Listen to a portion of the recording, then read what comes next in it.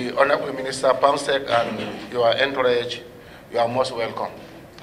I will just do a brief remark, then I will invite the Honorable Minister to just give a highlight on the activities of your ministry, just as requested.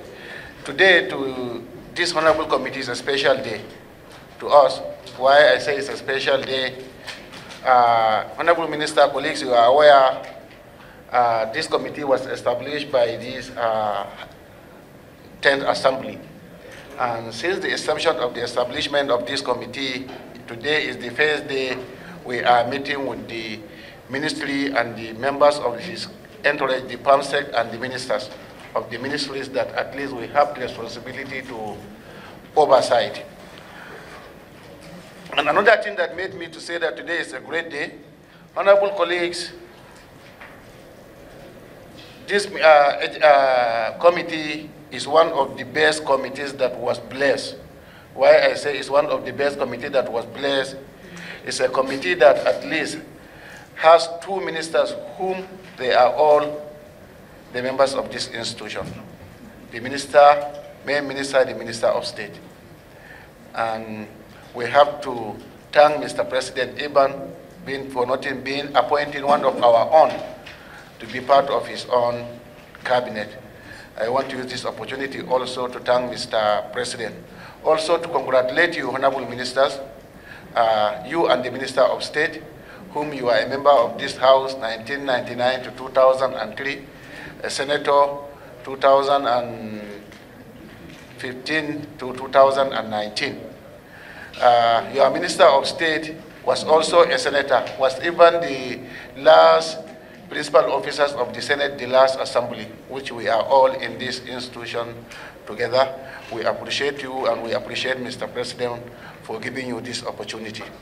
May God reward him and not even appointing you as a minister, by even giving you one of the sensitive ministry, that's Ministry of Agriculture and Food Security, which I believe is one of the major ministries that, if I'm not mistaken, better than any other ministry, because without agriculture, we could have not been even be here today. Any other ministry, my own belief, Agric must come first before any other ministry. We appreciate Mr. President. Honorable Minister, as you have seen, this is a committee, House Committee on Agriculture that comprises of about 40 members. This is the first time this committee was made a mandatory committee that has equal representation across the 36 states, including FCT, myself, and my deputy chairman. When you add up, it gives you a total of 40 members, being maybe the leadership and the entire institution knows the importance of the sector we were mandated to oversight, that's agricultural sector. And from our own side, being as we are meeting for the first day today, what we want to assure you, we will assure you with our own cooperation and to work with you for the best interest of this institution and our nation, Nigeria, particularly with the challenges we have been going on regarding to the issue of the food security, which I am sure with you people overseeing the activities, the affairs of the Agric ministries will overcome the situation by God's grace. Honorable Minister, today is a day that's why we have been having an interactive section with different agencies and NDS that your ministries were mandated to oversee the affairs, and our own committee was mandated to oversee the activities. So it's not only today that we decided to invite the press, because we decided to make it a special day, a day that you are appearing, you and your entire members, your directors and head of parastatal before us. And I believe with what you are going to explain to us is going to be maybe open light to the honorable members, and is going to help us in our further interactive section, at least to know the activities of the members, more especially as we are planning in some weeks to come to commence the activities of the budget defense. So without you coming, members may not know even the number of departments, the agencies that you are having, and the activities of your department.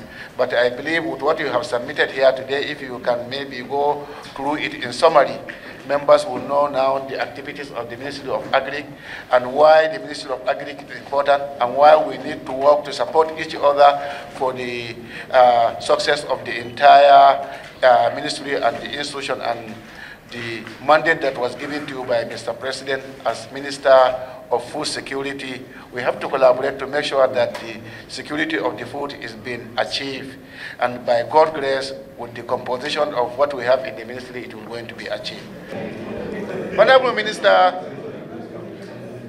from the presentation you have made and from so far what has been achieved, even after the assumption in the office as the Minister and the Minister of State, a lot has been achieved, and we are all aware that a lot has been achieved. Because before you assume as the ministers, we all know what is going on in this country when it comes to the issue of the food security. And today, by the special grace of God, the whole thing is coming down. The pressure of hunger and everything is coming down. And you have made a very good presentation before us here. And from the presentation you have made, virtually you have said everything. Even the layman who doesn't even know, who even doesn't go to school, listening to your presentation, he knows that you have virtually explained and you have elaborated all what we are expecting to hear. And I believe everybody understood what you have said and what you have elaborated. And to me, I don't see there is even reason for us to ask any question. Maybe the only thing is just to give more advice, because like I have earlier said, it's a collective effort. We have to work together for the betterment of our people. Minister, you made mention of the plan you have for wheat, rice, cassava. And there is some people that you are targeting, particularly the small-scale farmers. I don't know if you have any plan when it comes to the irrigation farming, particularly the input you intend to use to achieve this what you have maybe explained to us, maybe the hectares and the tons you intend to farm. You know, when it came to dry season farming, a lot was required. And why I say a lot was required, myself, I'm a farmer. And I believe even the Constitution of the Federal Republic of Nigeria allowed me to be a farmer. Being a politician, even the civil servants, they were allowed to be a farmer. And I'm into rice farming. But right now, from what I've been hearing from my co-farmers, small-scale farmers, they were crying of the farm input, particularly the irrigation implement, which we are all aware where the petrol and diesel, that mainly they were the things that were being used during the irrigation farming activities. So today, if you have a 3-inch irrigation pumping machines, and you have maybe a hectare that you want to cultivate for a rice or a wheat, and you went to buy a gallon of petrol, in some respective areas, a gallon of petrol now goes for 2,000, 2,500, 3,000. My own village, where myself and my brother came from, that at least we borders Benin Republic. If you are buying a gallon of 4 liters of petrol, you have to buy it about 3,500 now. And if you put it into irrigation pumping machines, it will only work for 1 hour with 3-inch machine, which cannot even water the 1/4 of the 1 hectare you intend to cultivate. So why I just bring in this issue, maybe in acquiring the farm implement you intend, I want you to go with some flexible things that at least can alleviate this observation that we have made. Maybe we can apply something like a solar mini tractors that at least with a small petrol, you can able to do this in this power tillers and co. If you say you will go for a tractor, if you buy a tractor and you want to cultivate a hectare with a tractor, you need not less than 50 liters of diesel. 50 liters of diesel today is about 70,000. So, Mr. Honorable Minister, like I have said, I just made a small observation which I believe is in line with what my colleagues maybe wanted to hear about. Your presentation, you have presented everything. and your presentation to me is very, very, very clear. And I don't see any member, because I'm not seeing any member raising even a hand.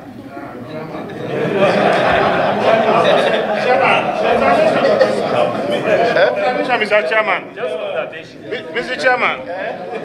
The good people of Brass Nimbe Federal. 5 still. That's a personal explanation. I have taken time to listen to the Honorable Minister and that of the Minister of State. And I don't want to shy away, though people may accuse the National Assembly further of saying that they tell them take a vow. That's not it, but the tradition should remain tradition. They've appeared before us, they have explained, and which we can still interrogate further their presentation, and at any time, the committee has the capacity and the powers to still call upon them to come and answer us. If my honorable colleagues will permit me, under our chairman, that we still take to our tradition, being our colleagues, and no, Senator is not a senior colleague to House of Reps. No, please. Go ahead. They are colleagues, and the spirit of that sportsmanship that 12 hours are even coming before us. We are so proud of them, and we want to continue to be associated with the progress they will continue to make. So, Mr. Chairman, that does not mean we'll stop our work. That does not mean when needs be to even investigate them, we cannot. But for their appearance today, may I plead that you allow them follow the tradition, and so that you put it as, no, I move it as a motion, if a member so. Thank you, Mr. Chairman, I so move.